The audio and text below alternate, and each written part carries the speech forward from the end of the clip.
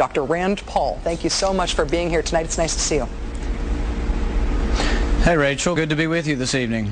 I want to start by asking you the same question that I asked your father the last time he was on this show. I want to ask if you agree with that assessment of the Republican Party that I just laid out, that there's some sort of turmoil right now over the party's identity.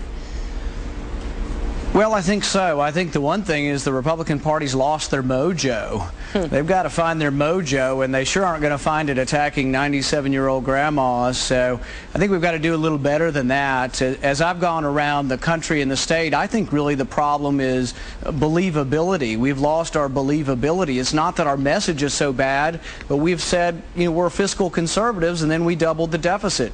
President Obama recognizes this, and he points at us and says, look, who are you to criticize my spending? You guys doubled the deficit under your watch. So I think it's going to take some new people, somebody outside the traditional politician, to do something good for the Republican Party. I have talked about this a number of times on this show, and I've hosted your father a couple of times on this show because I felt like I saw some real mojo in the Republican Party around his presidential campaign. What do you think was behind the popularity of that campaign and the renewed interest in his ideas that we're seeing right now among Republicans? Well, I think it was kind of interesting, some of the people who came to it. Some came from the left, some came from the right. A lot of young kids came on the war issue, but interestingly, I was in a house party in New Hampshire, and a young kid came up to me, and he had long hair, and he had a lip ring, and he didn't look like what you saw at your traditional Republican Party meeting. And he said, you know, I came to believe in what your dad was doing because of the war issue, but he said, you know what I'm most concerned about? And this was a 19-year-old kid. He says, I'm most concerned about the devaluation of the dollar. And I just laughed because people come from all walks of life. My dad always says liberty or freedom brings people together, and I think it does. And I think young people like consistency too.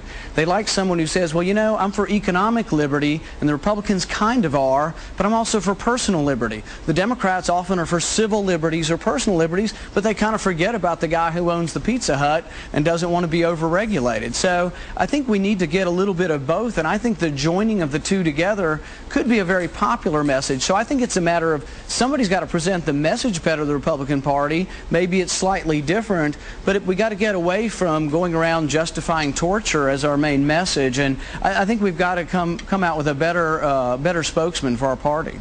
Well, speaking of which, Dr. Paul, I understand that you yourself have some political ambitions. I was hoping you might talk about those tonight on this show. Yeah, I do. I'm happy tonight to announce on the Rachel Maddow show that I'm forming an exploratory committee to run for the U.S. Senate. We've launched our website tonight, randpaul2010.com. I've got some really old political hacks in California, aged 24 and 25, who have started up this website.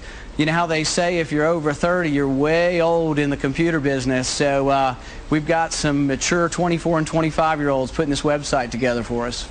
Now, you have said in the past that you were waiting to decide whether or not to run based on whether or not the incumbent senator in your state, Jim Bunning, was going to decide to retire. Has that situation changed? Are you willing to run against Senator Bunning if he stays in?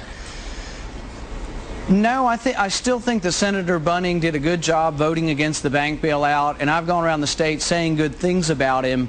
I think the problem is that every time a reporter asks Jim Bunning, are you running, their follow-up question is, Jim, are you really running?